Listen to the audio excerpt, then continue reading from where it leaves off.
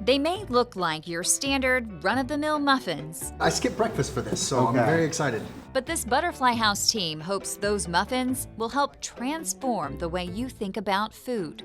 It is a recipe that you could find on the internet or from a family recipe book for apple cinnamon muffins. Nothing revolutionary there, but wait for it.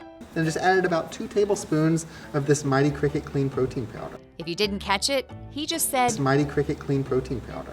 cricket powder. My grandma never baked crickets in her muffins. Mine either, but these muffins have ground up roasted crickets in them. For science. So good. I taste cinnamon. I taste apples. Yeah. I don't taste any crickets. Before you question their taste buds and maybe their sanity, adding that cricket powder actually made these muffins healthier. I would say there's health and environmental benefits. So good for us, better for the planet. Crickets are rich in nutrients, especially protein, but also iron, calcium, and omega-3s. And it takes a lot less resources to raise crickets given their small size. For example, a pound of crickets requires 1,800 times less water than a pound of beef, and they emit 100 times fewer carbon greenhouse gases. These are actual whole roasted crickets. Yes, full-size crickets sautéed in butter is the team's second, more adventurous course. Would you all like one of these? Absolutely. Yeah. Thank you.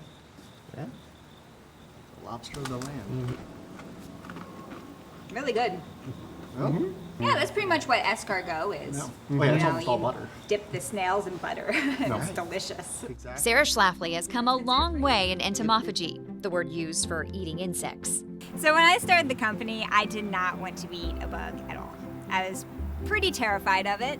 So how did she go from that to starting Mighty Cricket, the business that makes the ground-up cricket powder you saw earlier in this story? One of the biggest motivators for me was finding a clean protein source that was good for you, good for the planet, but one that could be highly economical.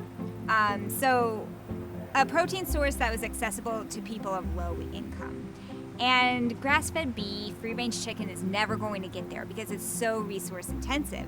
And when I learned about insects as a protein source and how efficient they are at converting raw materials into a solid, complete protein, I realized that if I can just scale the industry and get Americans to adopt this as a food source, then we can drive down the cost of that, and all of a sudden in 20 or 30 years, we will have access to a clean protein source that we don't have today.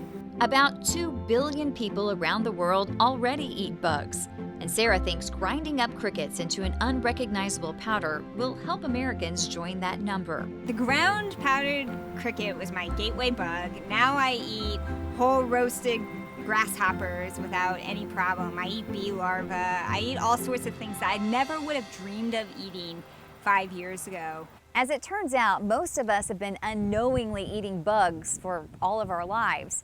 Here's just one example.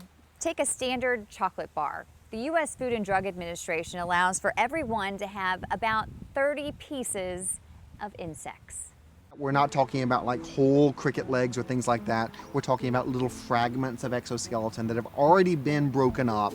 We're talking about little, microgram pieces that you would never know are there. And it's not going to harm you even if you do eat these because they're totally edible. Bugs play such a vital role in our food system, pollinating flowers and tilling soil, that it's impossible to get all of them off our harvested food. Pretty much every food source that we consume does have some insect contact before it makes it to our plate. Figs are pollinated by tiny fig wasps. Only true pollinator of the fig fruit. Wow. So, can you guess what I'm going to say? There are wasps in there? There are almost surely some measure of All wasps right. in anything you get Just dig made in. of fig. Even the coffee beans used to make your cup of joe require pollination, which means Coffee beans are allowed to have up to 10% or more by count insect parts. 90% coffee, 10% fly. most Americans couldn't imagine life without our pollinated foods. But does that mean they'll eventually make the move to buying packaged edible bugs? I think it's almost inevitable, to be honest. That's my prediction. Because if you look in the past, check out things like sushi, people eating raw fish. I can remember a time when that was very trendy, kind of outside. Well, you can't walk down the street in St. Louis or anywhere without running into a new sushi restaurant now. Back in colonial times, lobster was seen as a disgusting food that you would not eat unless you had no other choice. In fact, it was seen as borderline inhumane to serve it to prisoners. This bug that was trawled out of the ocean, because it is a bug. It's a crustacean, not an insect, but it's a bug. Okay, so if the super ingredient in these muffins is the lobster of the land. They're very good. I would never know there's a cricket in here. Might as well go all in for my tasting experience.